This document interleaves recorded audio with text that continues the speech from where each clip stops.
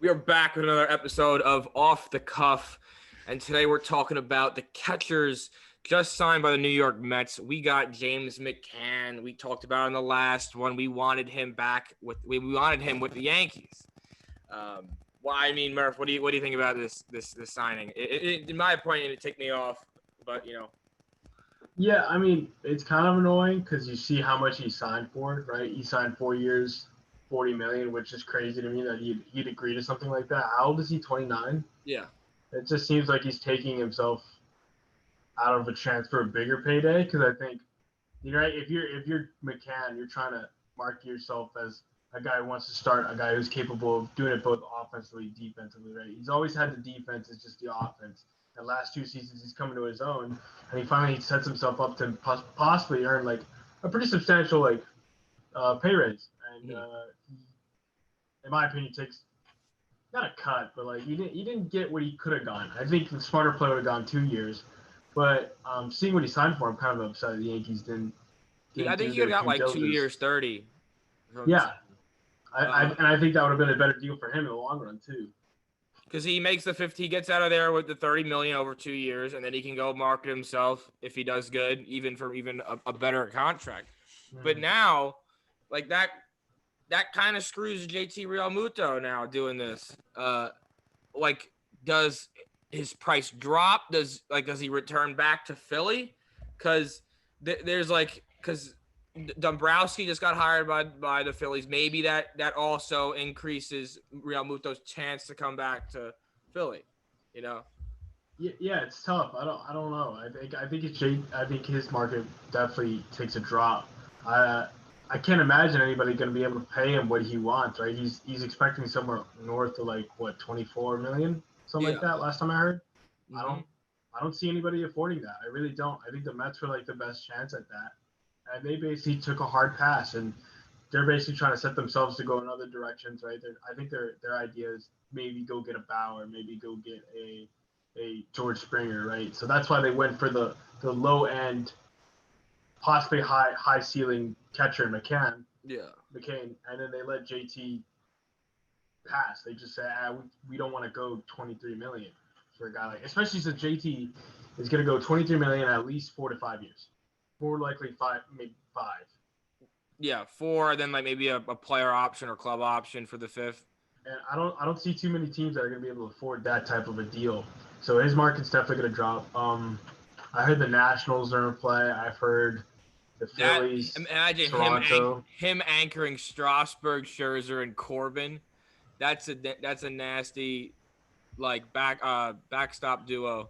Yeah, I mean, it's a nasty battery they could develop, and I think he would definitely fit for the Nationals, and he definitely would fit solve a little bit of their problems, give them a little bit of offensive boost, and kind of get them some extra performance behind the plate and help boost that rotation. But they need it. They haven't had a real set catcher. What they have Weeders last year yeah, or I don't something. even I don't know. even know. I don't remember who their catchers are. Jan Gomez. They had Yeah. or something like that.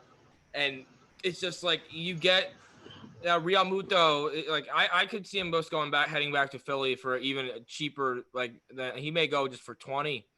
I'd say even as low as 18 because like them signing McCann first shows a lot to the market, and then like what other teams can really afford the 24? Yeah. If the Blue Jays were to pay him, just what happens in the next 5 years when you can't pay Bichette, Biggio, or Vlad?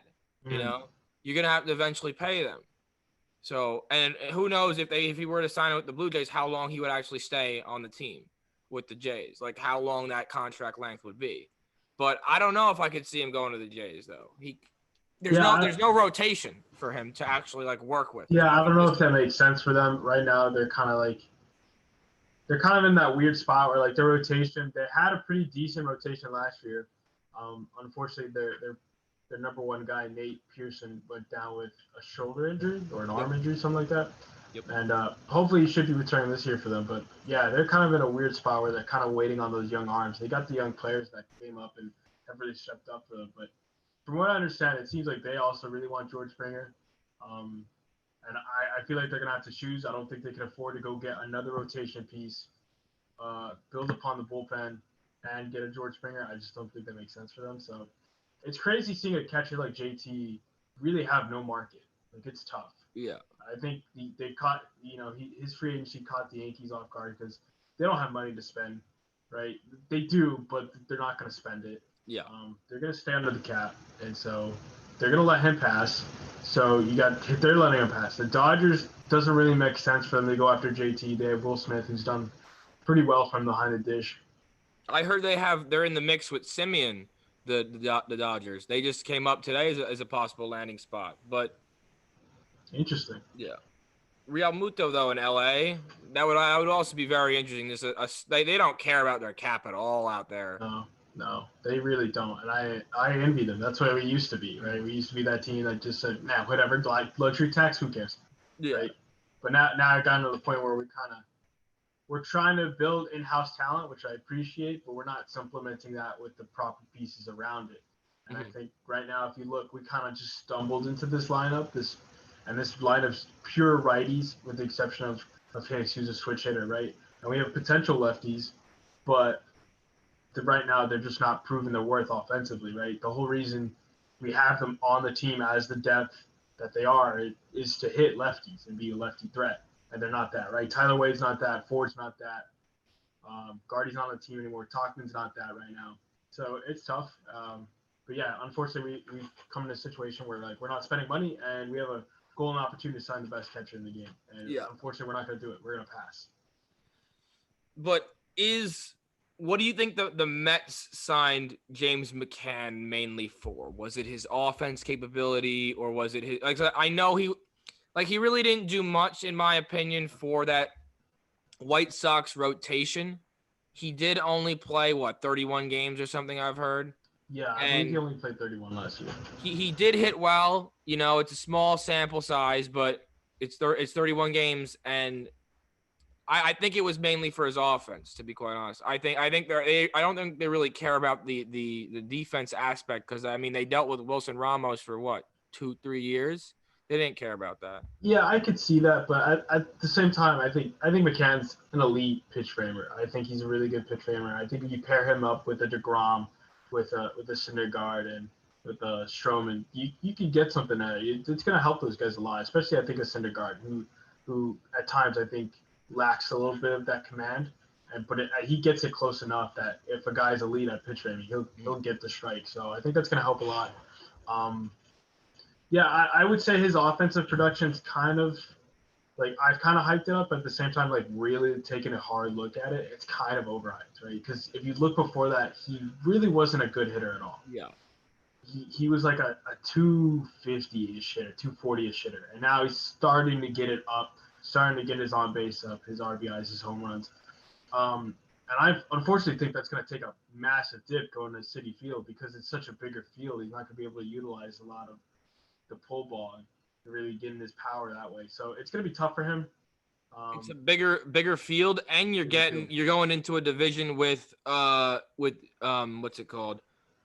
You're going with Strasburg, Scherzer, Corbin. Like if you face like they're going to be facing the Nationals next year, assuming that it's going to be 162 games, which the MLB Players Association is pushing for. Assuming that like he's going to have to face them a lot more, and then I'm sorry, but in that they only had to face Cleveland, the White Sox. That was the only good pitching staff in that division, in my personal opinion. Yeah, that has guys back to back that'll screw your lineup over. But yeah, man. Yeah, so it's tough. I don't know. I think the main reason they signed McCann, like I said before, I think it's because he's the cheaper option, and I think in their mind he has a high enough ceiling to supplement that. So I think they said we could go off and spend like 25 plus for like 5 years on JT. Yeah. Or we could spend like a fraction of that on a catcher who has a high enough potential, and it opens us up to go do other things, right? To improve the bullpen, to go get a center fielder in George Springer, to look at other areas like the infield possibly if they really want to improve somewhere infield. They need a second baseman now. So yeah, I think that's ultimately what that move did for them. It just opened it up so they could go get other pieces. Mm-hmm. And then you got. Do you think you got Realmuto's issues of like where the hell is he going to sign? Do you think he stays in the NL East? I don't know, dude. It's tough. I think he has to. I think these main two bidders at this point are what? The Nationals and the Phillies. Unless the Angels come out of left field and like decide to make a play. I think They shouldn't. They need invest in pitching. Go get like if they're gonna go do they need a something big lot. this offseason, go get Bauer and Kluber. Like go get them. Mhm. Like, you know, as much as I want Kluber, like if the Angels were to go do that, like good for them. Like finally invested Mhm. in actual getting a pitcher, you know. But Real Muto, Yeah, I mean, I yeah, just don't those know. guys. You just have no idea who would be in the market for JT. Like who could even afford him? That's what it boils down to. Who can afford him? And I don't see too many teams that are just capable of affording him. Do you see him being signed in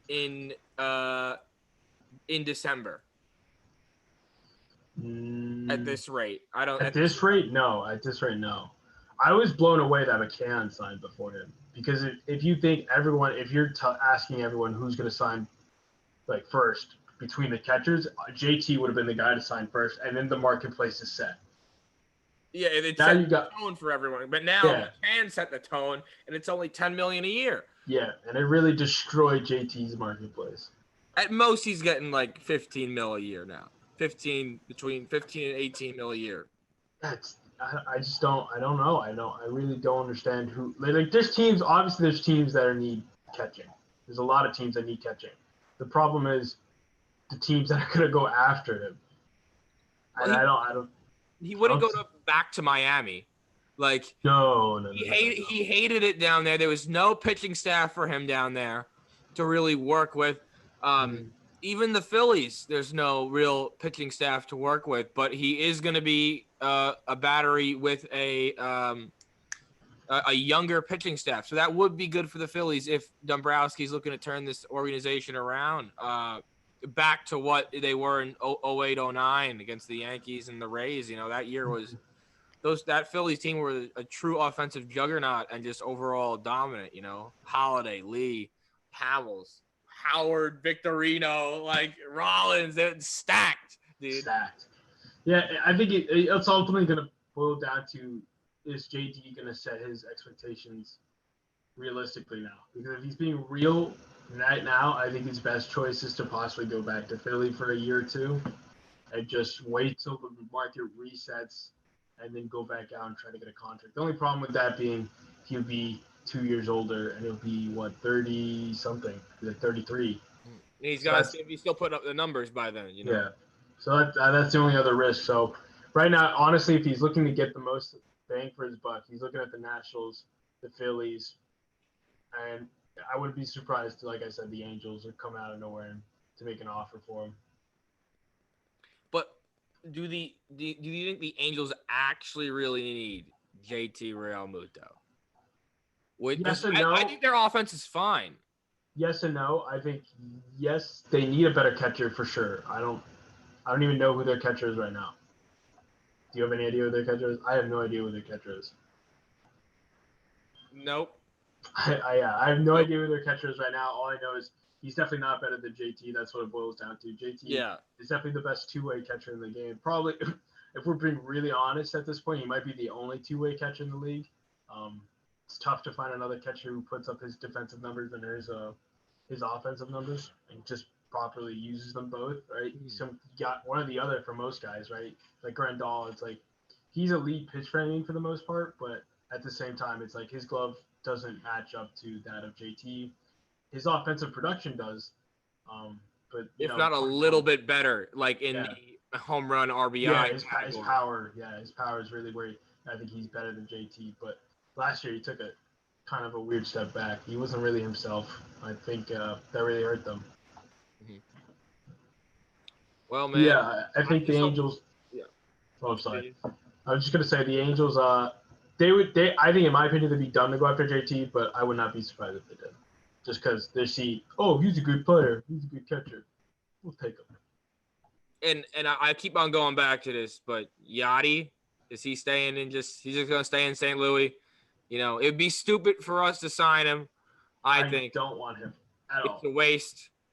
I'd rather spend that, give the extra money away to DJ to make him, you know, happy, whatever, keep him Yeah. happy. like even if you don't give it to him, like you save, you pocket that in incentive money for him. You know. Yeah. If you're gonna just fully invest in DJ, which at this point, we're They made it pretty 25 clear. million, 25 million away. Headline: the Yankees aren't gonna sign DJ LeMay. Shut up, sports writers. You're all trash. I hate that. It's dude. a damn year. Hate It's that a much. year. Sorry. It's like it's actually so dumb that they would actually have the audacity to put that as like a headline. Like they're 25 million apart, and they know because they do it because they know people are gonna read it and be like, "What? Like, It's how much is he clickbait. asking for?" Absolute clickbait. And then you read it and you go, "It's a year. It's a year and maybe a little bit then." Yeah. Like, stupid. Like continue trying to give Yankee fans a heart attack, and then you click on it and you're like, I realize that you writers are absolute crap at writing. And guess what? We give more information here on this podcast than you guys ever will. You only just have guys have got the lucky ticket and golden ticket into those Zoom calls. That's it. If not, me and Murph would, be on the front lines chilling with the Yankees, actually making them happy and asking good questions, unlike you guys, like asking Aaron Boone and Garrett Cole if they were pissed about losing. I don't know. Stupid question. Are you mad that you guys lost? Yeah. No, here. Actually, I'm pretty happy. I'm pretty excited. Pretty happy, put another random number up there in the column, but the market now is, again, it went dead. I mean, there was the signing of Trevor May by the Mets. 3 years, 15 or 2 years, 15? I think it's 2 years, 15. 2 years, 15. He is a Twitch streamer, so he'll be bringing his gaming talents to New York as well, clap for him. But you think he was worth the $15 million? Trevor May. He has one of the higher K per 9. Yeah, I'd say yeah. I think he's a guy I would have liked to look at. I think the Yankees definitely should have taken a chance on him. All good. Jesus. But yeah, I think the Yankees definitely should have taken a chance on him. I think he was definitely he's a guy who I like a lot. He's a guy who's high strikeouts, hot, get you late innings ish. But yeah, he's a workhorse. So I think the Yankees should have taken a look at him. We were talking about him before. He's like a Tommy Kahnle-esque kind of guy. He does have that, like you said, bulldog mentality kind of thing. But the Mets they did need him, so even if they did pay a little bit over for him, they did get him. So that's that's the deal. Was there any other signings that we're missing? Adam Warren was signed by us today. Like they said, Adam Warren. Yeah, his fourth stint with the Yankees, he's back. We got Nestor Cortez back. Cool. Also a foundation supporter. Welcome back, Nestor. Clap for you. I guess you're never gonna see this, but yeah. It's cool. Those are like little deals you can do. They're minor league deals. I think is Cortez a minor league deal or is he? Yeah, he's back on a minor league deal. Yeah. He was getting a major league money from Seattle, but Seattle needs everything they can get. Yeah, so these are little good deals to do. Like, they just add more depth in the long run, especially if they do the same thing where like they expand the rosters, right? These are just other guys you can plug in.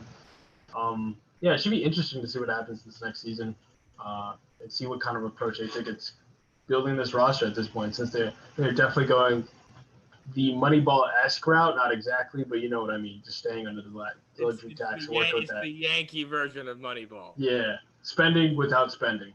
Yes. And this is causing me a lot of anxiety. I really do think we're going to get DJ back, but it's just go do it now. Just give him what it's taking way too long. Wants, It's taking way too long. Yeah. Because, if this was 2010 or 2009, he would have been the season would have been over and it would have been announced that he signed a contract. Because it's we're not giving you up. You're on the team. You're solidified as a Yankee, Mm-hmm. And that just pisses me off. But that's just me, Yeah. Yeah. My little anger rants here and there, but hopefully Realmuto figures his stuff out. I'd love to see where he signs. Yeah, hopefully he stays in the NL East so he can continue to pester the Mets. Gotta love it. I think he'll land with the Nationals. That's my hot. Yeah, I think the Nationals. They need a bat, they need a catcher, and they need someone to continue to help Scherzer, Strauss, and Corbin grow. And he's gonna really flourish in DC. It's just wondering how much they're gonna pay him. Yeah. So, all right, Murph. Thank you for joining me. That's it for the second episode of Off the Cuff. We'll be having another one soon. Thank you all for watching. Later.